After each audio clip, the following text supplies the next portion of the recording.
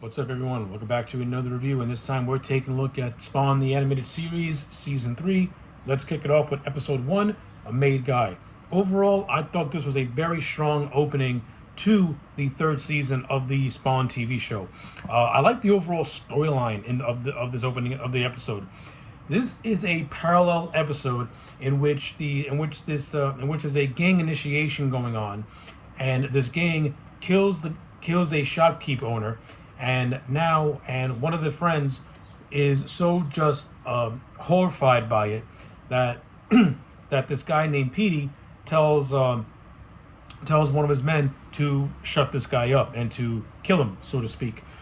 This parallels with a story that we're told from Cog to Spawn of a scenario where Al pretty much let his friend die because he refused to give the coordinates up to an army base that they were stationed in. Of course, it's revealed at the end of the episode that the coordinates were bogus and Al's friend more or less died in vain.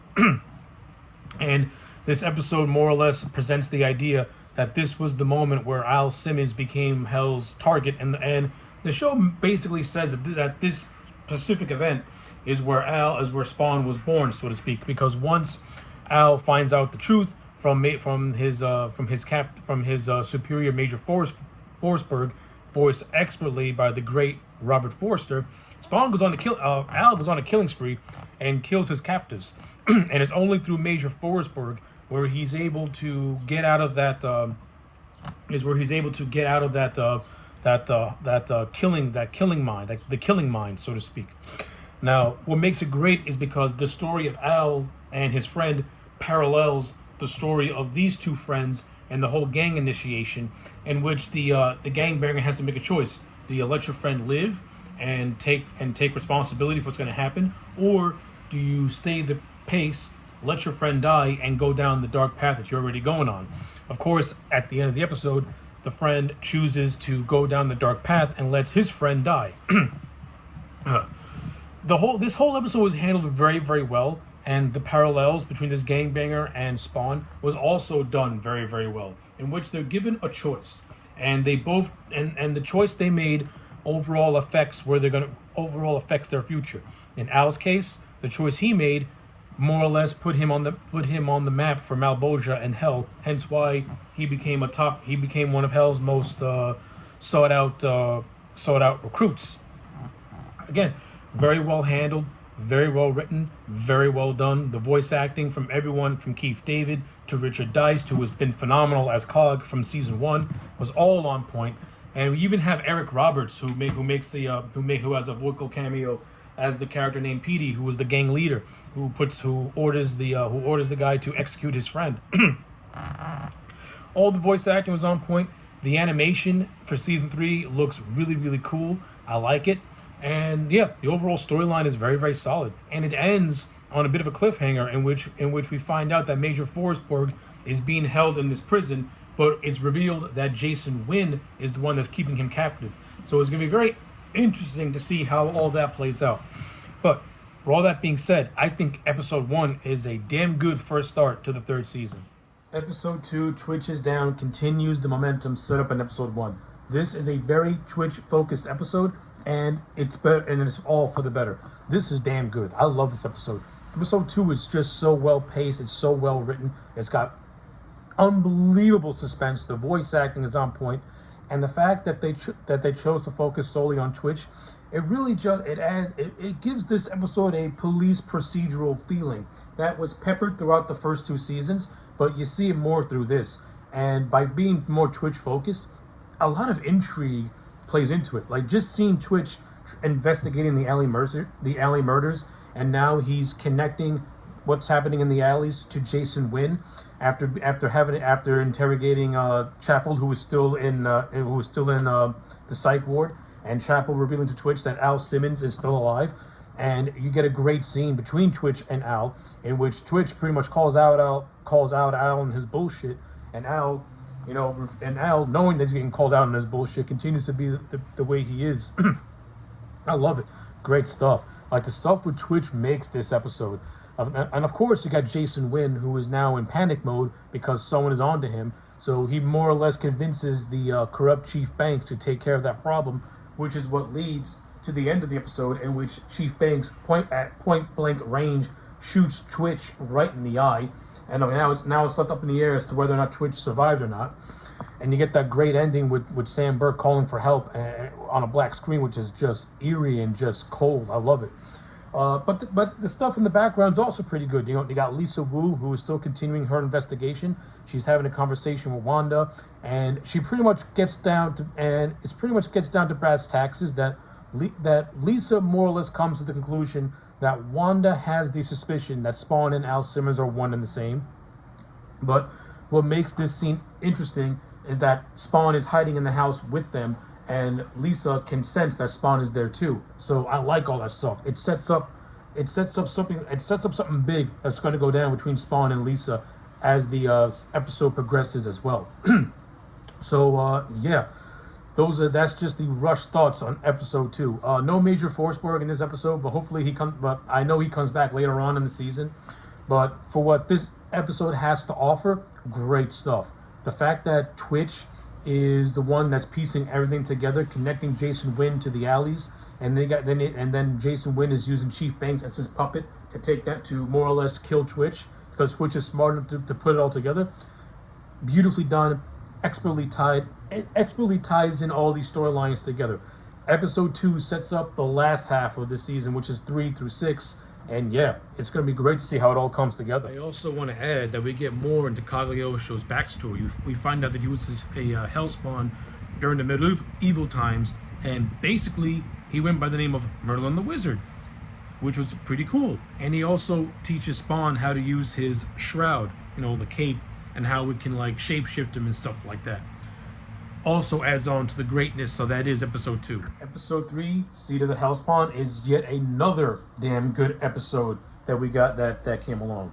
The big takeaways from episode 3 is Spawn learns how to use the cloak to pretty much shapeshift. So at first he shapeshifts into his old body of Al Simmons, and he pays his former mother-in-law, Granny Blake, a little visit, and they have a really nice emotional scene together, which I thought was actually really well handled, and it was good.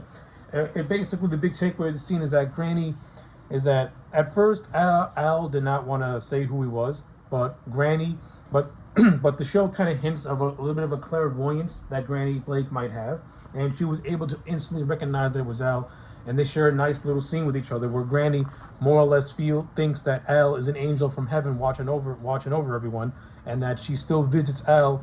And that she still visits Al's grave as often as she can to pray for his soul and just to give him some peace or whatever the case may be. I thought the scene was really nicely handled and very, very emotional. We also find out that Twitch did indeed survive his shooting by Chief Banks, and he does have slight amnesia at first, but it's more or less revealed that Twitch is still around. He still has his faculties. And now he and Sam are gonna find the one who nearly killed Twitch. So obviously, when Sam and Twitch finally get to the revelation that Chief Banks was the man that killed Twitch, it's gonna be very interesting to see how that son of a bitch gets his comeuppance. Other takeaways in this episode: Terry and Wanda, their relationship is still on the rocks.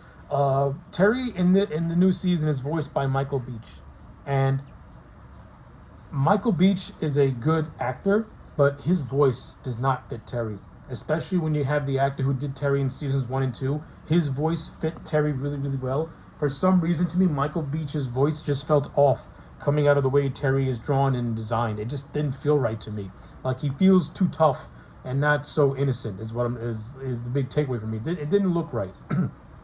But evidently, that scene with Wanda and Terry leaves Wanda heartbroken. So Spawn, in a very questionable move, decides to disguise himself as Terry, and he and Wanda have a sexual liaison together.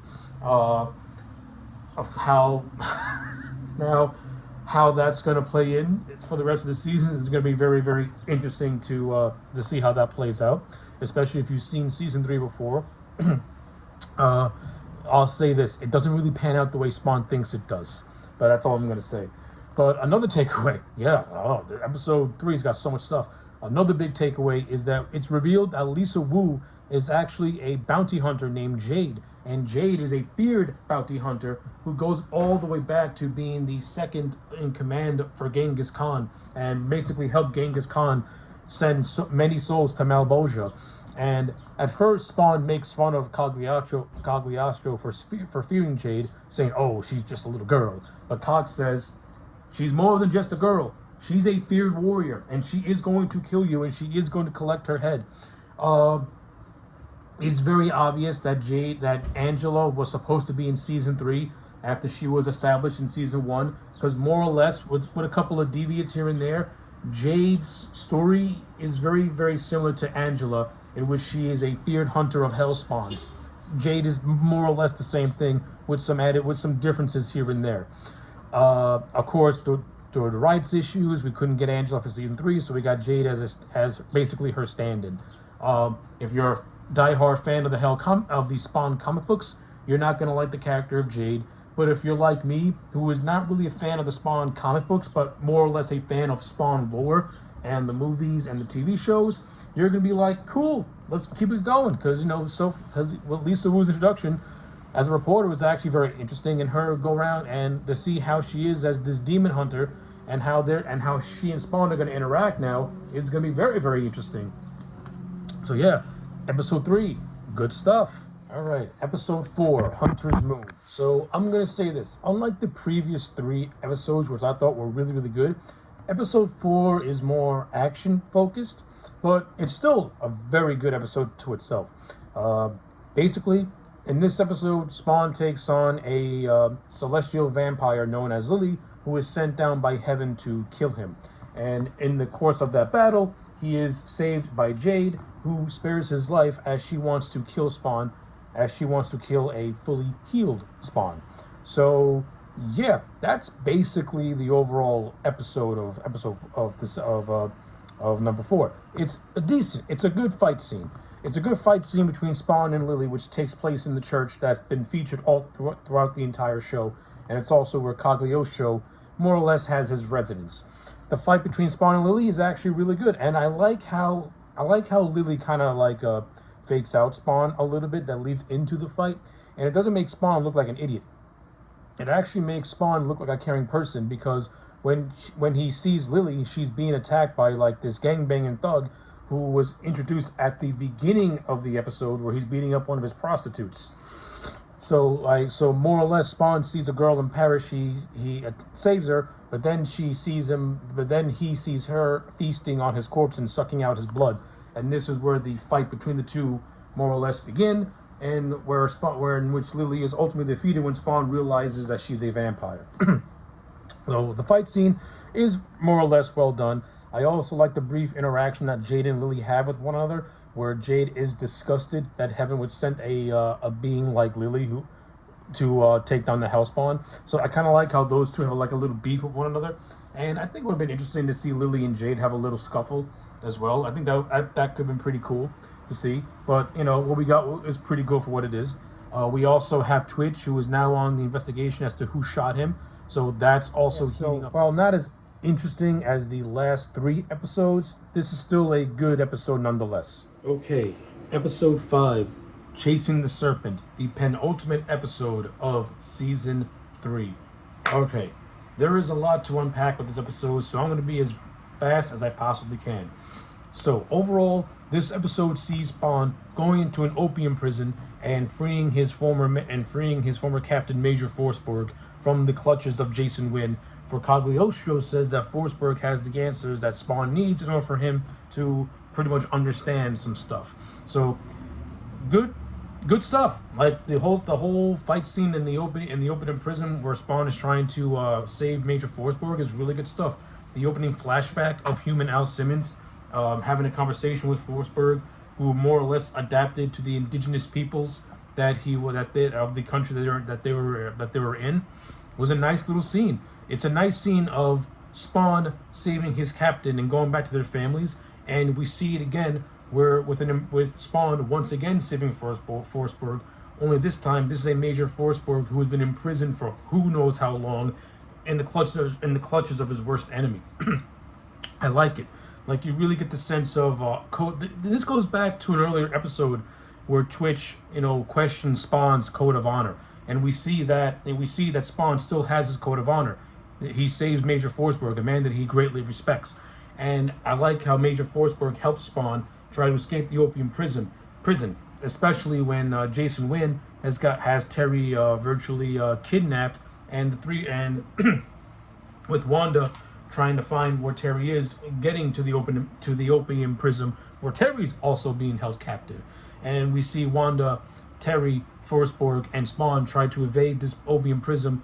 Eventually, they get pinned. Eventually, Forsberg is able to save them, but Spawn gets pinned down, which leads to Jade, who more or less has been established as a hunter, but she sees something different in Spawn, and she ends up helping Spawn survive. And the episode ends with Spawn and Jade sharing a kiss. So the budding of an interesting romance between a hunter and a Hellspawn, very very similar to Angela and Spawn from the comic books. So I like all that stuff. I thought was handled really really well, and I also like the stuff with Jason Wynn. So Jason Wynn's story is that he's after the mask of Genghis Khan, which essentially gives you the powers of hell. This is also an artifact that Major Forsberg also wants, so that way he can prevent Jason Wynn from obtaining it. Of course, Jason Wynn ends up getting this mask of Genghis Khan, but the power is so strong that it ends up leaving Wynn horribly disfigured. And we get to the scene where Spawn, who is impersonating Terry again, but this time as a way to help Forsberg save Wanda and the real Terry, Spawn finally has his confrontation with Jason Wynn, in which he more or less breaks his arm. And then I think before Spawn kills him, Jason Wynn is saved by his goons. This is what leads to the end with Jade coming in to save the day. So yeah, overall, episode 5 was really, really damn good. And with this storyline mostly wrapped up, the only thing now left to do is the stuff with Jade and the stuff with Sam and Twitch and Chief Banks. And yeah, overall, episode 5 was another good one. The season finale, Prophecy, the conclusion of season 3, and unfortunately, the final season of the HBO animated Spawn series. So, let's briefly go over this. Let's briefly go over the finale, and then I can give my overall thoughts on how I felt about season 3, and as the show as a whole. So, the big takeaways are: refusing to kill Spawn, Heaven has sent 2 angels now to kill Jade. Her and Spawn must now team up in order to evade these angels. This all culminates in the death of Jade at the hands of Spawn. More or less, if Jade would have died by the angels, her soul would have went to hell, and she didn't want to spend damnation in hell.